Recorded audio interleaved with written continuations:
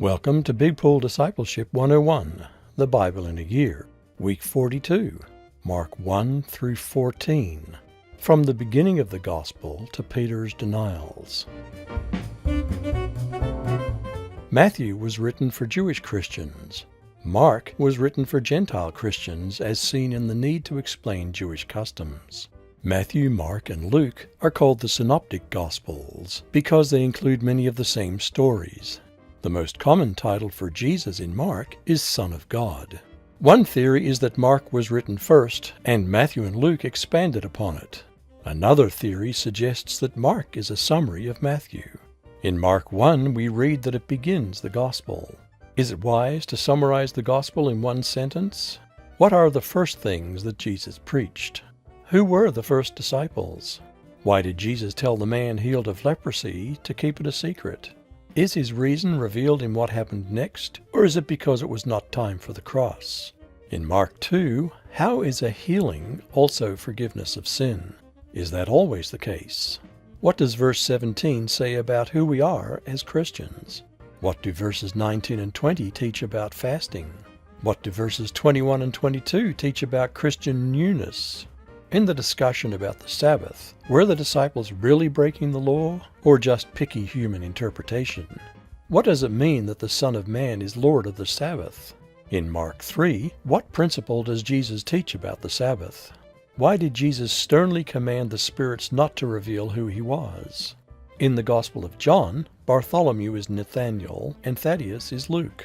Why is accusing Jesus of casting out demons by demonic power close to the unpardonable sin? In verses 33 to 35, how does the church become in some ways like family? In Mark 4, can you explain the parables of the sower, the lamp, the growing seed, and the mustard seed?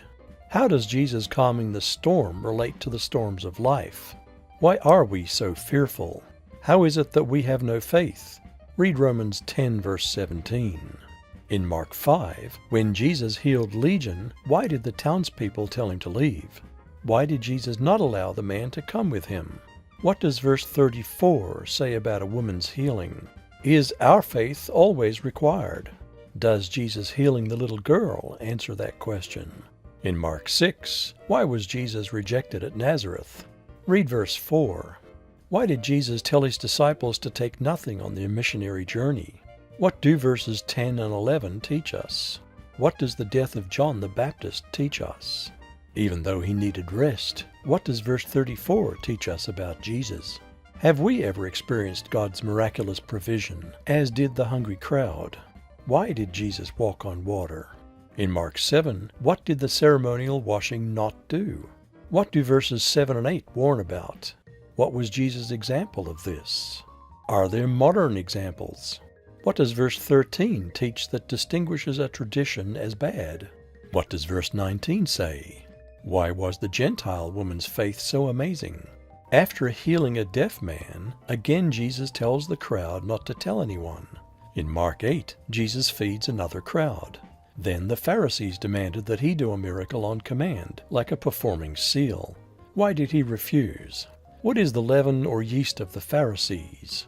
Read Matthew 16:12 and Luke 12:31.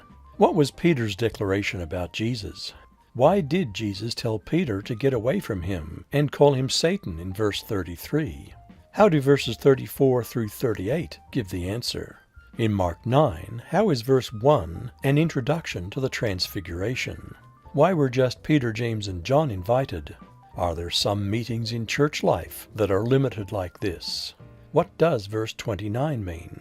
In verse 31, how do we figure 3 days later into late Friday to early Sunday? Note, this is an ancient expression using inclusive counting and can't be compared to modern idioms. What does verse 35 mean practically? What does verse 37 mean for how we treat children in church life? What do verses 38 through 42 teach us about how we should treat little ones in denominations that may have weaker doctrines? In Mark 10, what does verse 5 reveal about a major cause of divorce? Do verses 11 and 12 reveal a higher law than the law of the land? Are verses 14 through 16 a dedication or a blessing of these children? Note, infant dedication was an Old Testament practice. Jesus blessed the children. Is verse 32 required of all rich people or just this man?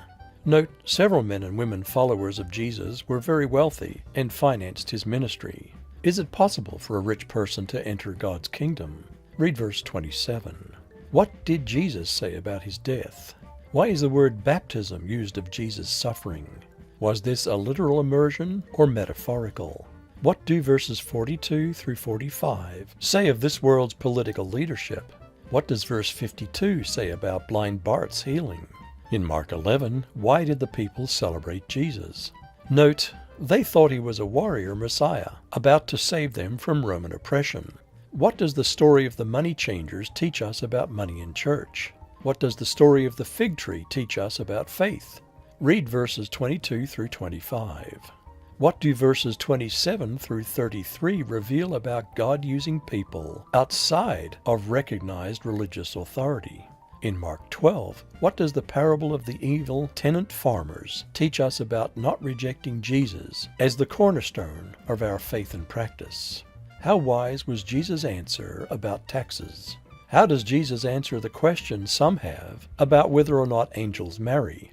What is the most important command? What is the second? Can you say these by heart?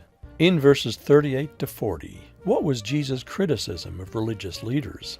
How is the widow's offering greater than mere tithing?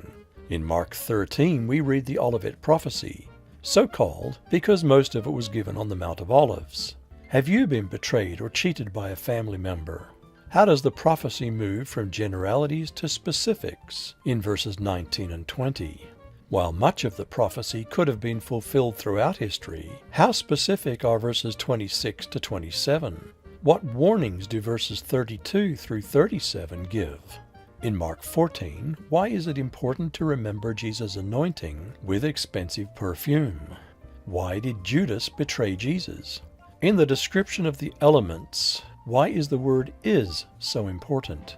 Note, Jesus neither uses the word symbolizes nor transubstantiates. If we are to pray in private, why did Jesus pray so that the disciples could hear him? Note, Jesus' comments about praying in private were in relation to showing off in prayer. Why did the disciples desert Jesus when he was arrested?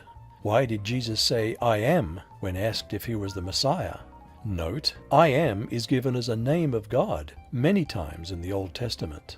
How can we deny Jesus as Peter did 3 times? Note, many are like Peter, following Jesus afar off. Will we say, "I don't know him," or "Lord, you know that I love you"? Well, that's it for this time. Until next time, God bless you.